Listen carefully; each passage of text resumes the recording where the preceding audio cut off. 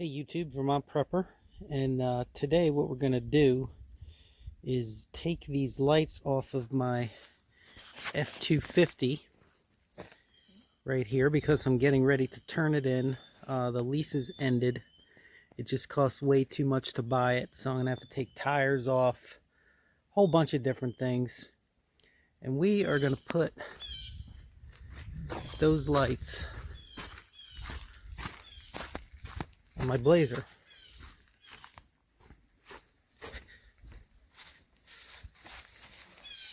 So basically, we're going to put them, let's see, we're going to probably put the large ones right where those KC lights are if they fit. I believe they will. And then the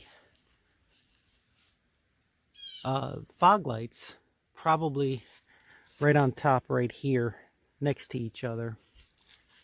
I'll drill some holes in the bumper guard there and the winch mount. I'll drill some holes in the top and put them there. So I think it'll look pretty cool when it's done. Probably take a little time to get those lights off. They are wired in, they're zip tied. So there's a whole bunch of different things going on there. And it's kind of bittersweet, you know, getting rid of the F-250. But at the same time, I cannot wait. Well, I actually paid off my lease on it, but I don't want to get into a car payment. So I have the F-250, and I have the Blazer. Then, of course, I got the, it's over there, the M1009. It's hiding behind the trees there. I don't feel like walking all over there. So I got enough vehicles to get me through, you know, just about anything I need to. So that's what we're going to do. So I'll, first thing that we have to do is cut those zip ties and remove the wiring. And what I'll do is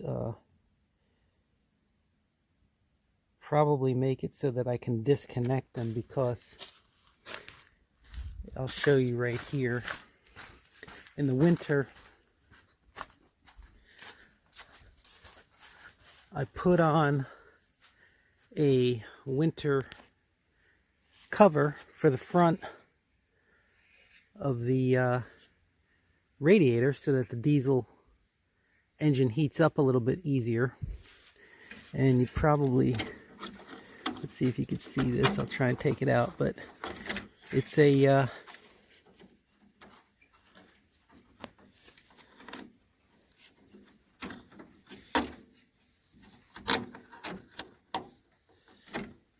I'm having a little trouble. Okay, there they are. I have some connectors here that I can just remove or disconnect, and the holes for this winter cover actually allow the blackout light to peep out there, as well as the slave receptacle. So I think that depending upon how those lights are wired, I'm not sure if it's just two wires or not. I'm going to have to get into it and check it out. But if it is, I'll just use the same connectors on each side to keep that same kind of hookup. Alright, so I spared you all of watching me cut off the zip ties. And actually, I forgot. These connectors already do disconnect fairly easy, so I won't need to switch them. Same with the smaller lights, so that's nice. The next challenge is, I don't know if you can see, this is a tamper-proof, well, tamper-resistant screw right there. Just make it a little harder for somebody to steal. I mean, it's probably not impossible. You can probably cut it real quick, but sort of for the opportunistic thief. And I have also, for the bolts on the bottom, they are also tamper resistant.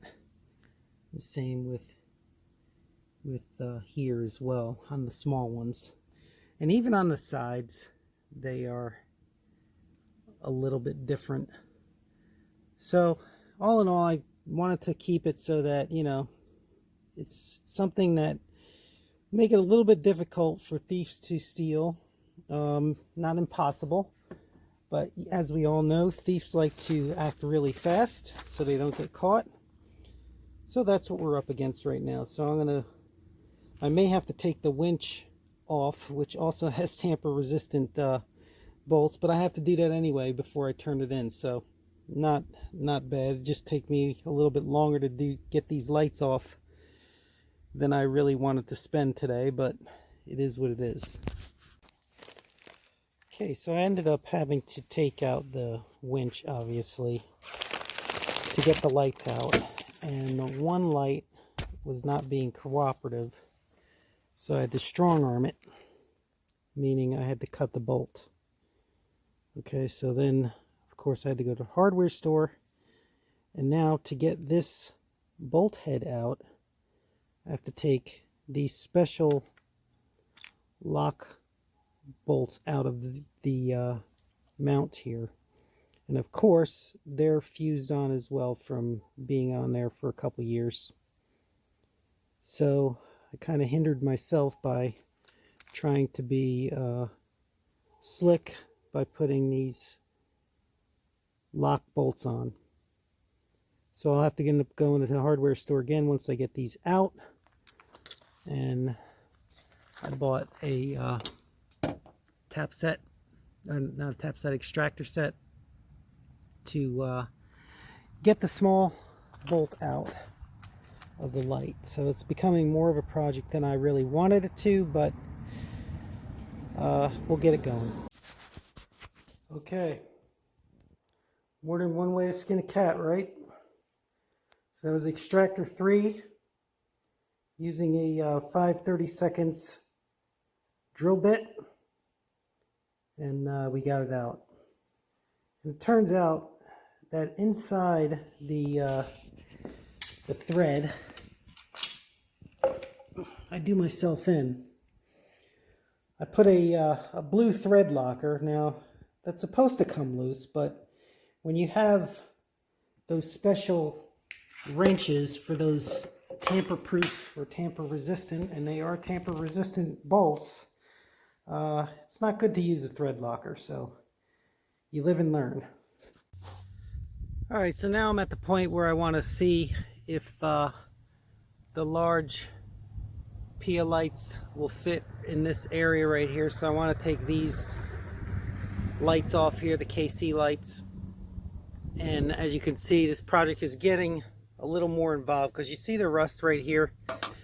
Well, if you take your wrench, I'm hoping you can see that the entire thing is turning, and there's nowhere to, probably unless I take the light apart, get to the top part of the bolt. So I'm not going to waste my time like I did on the other one. I'm just going to cut it off and worry about getting a different bolt another time if I'm going to use them somewhere else.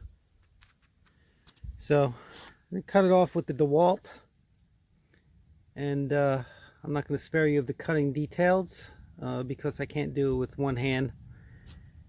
So I'll come back when it's all done.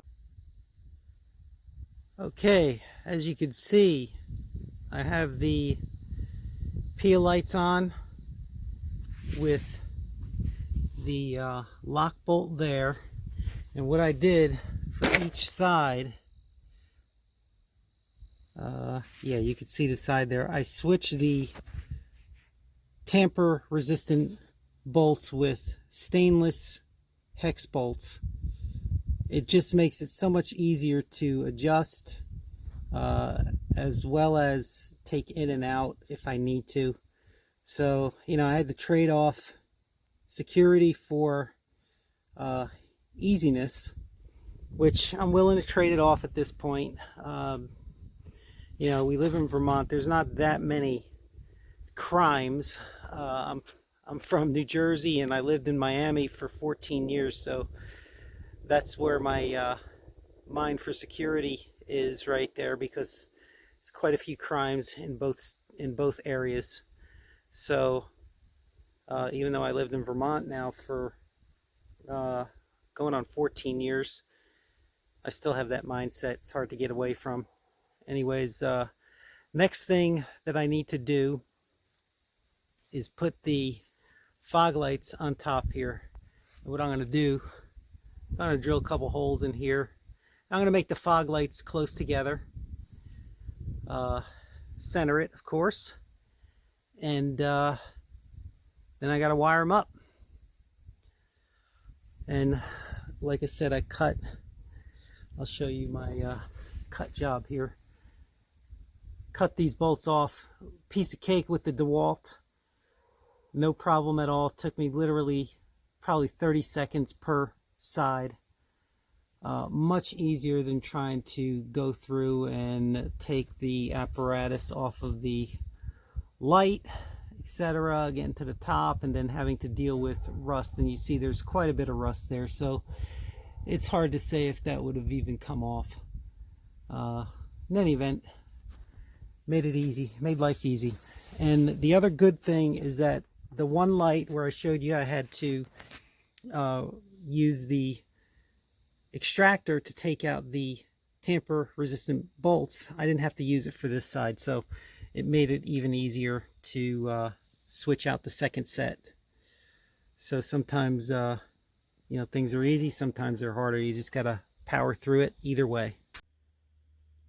So they're all mounted now. Notice how I put the fog lights in the front top.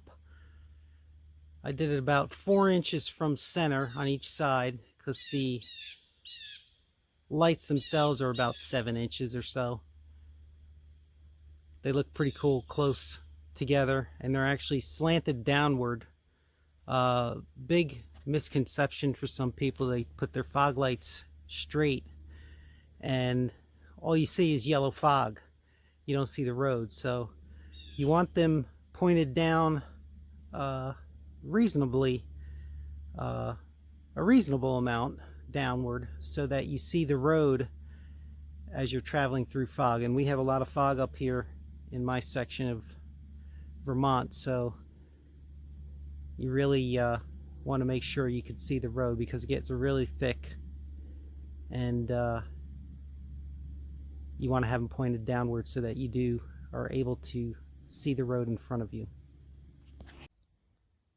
The lights are all mounted up, and the wire has been run from the lights underneath the hood through the firewall, and you see those two switches right there. Now, newer switches, you have to have the ignition involved, where there's an extra wire that prevents the switch from turning on or having power to it. Not turning on, but having power to it, unless the ignition is on. And you'll see what I mean. So basically, green is off and red is on for these switches. And you'll see right here, neither one of them are on. That's because the ignition is off. Okay? So turn the ignition on. You see it's green right there. That means off. I don't know why it means off. Usually means green means go or on or whatever. And you notice the lights are off.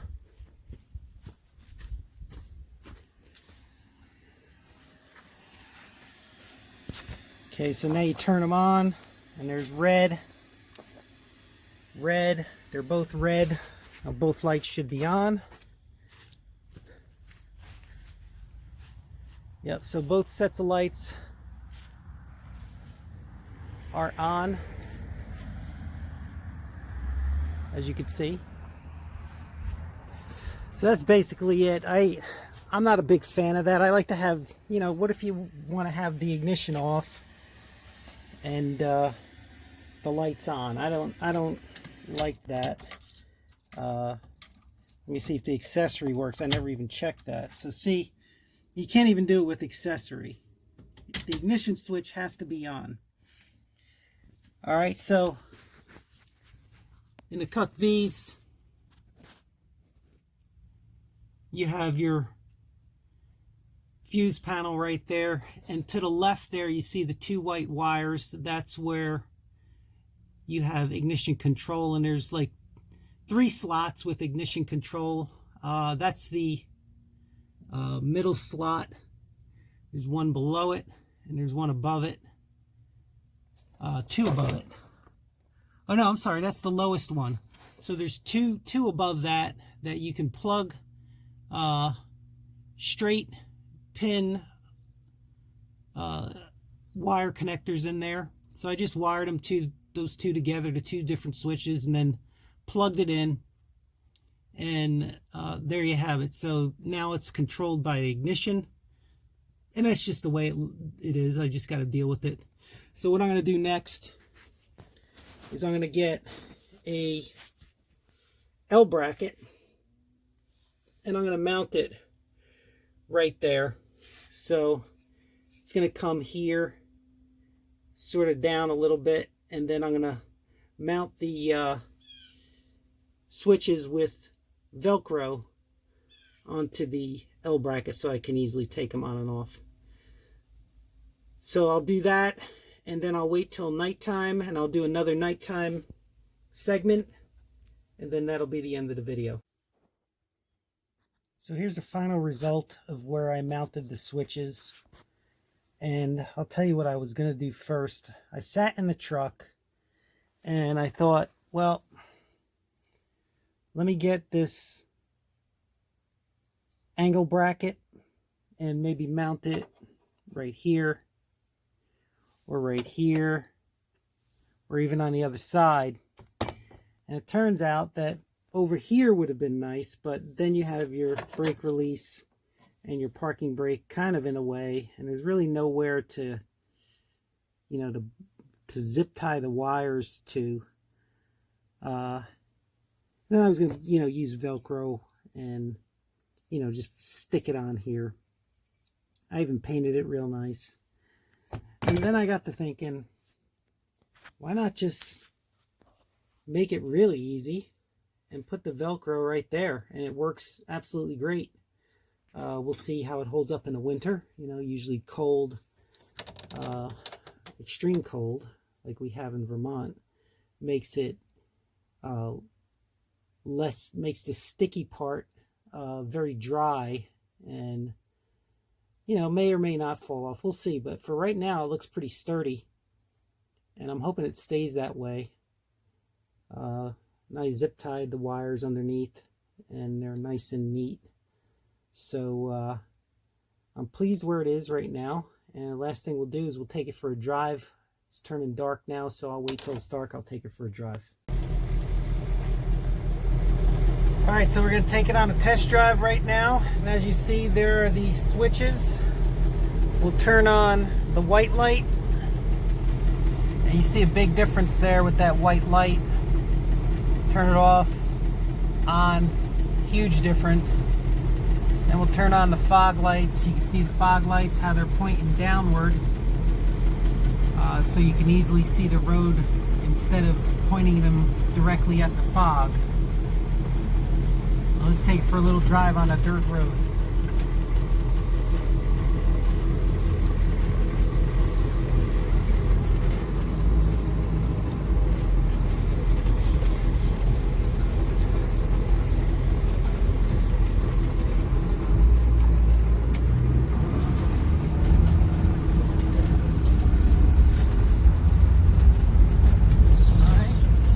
Right now, so turn on the white lights. You see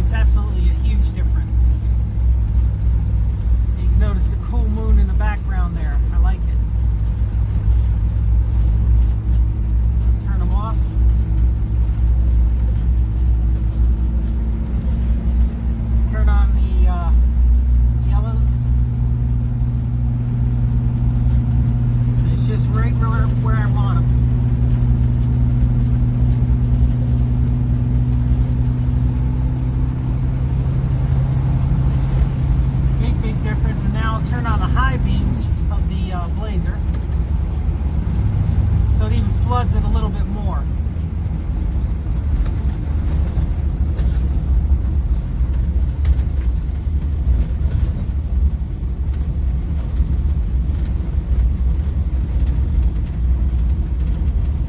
So we have plenty of light. Alright, so that's it for the video. Hope you liked it. Took you through the entire installation. Showed you the difference between light versus no light. Take care. Vermont Prepper out, and as always, keep prepping.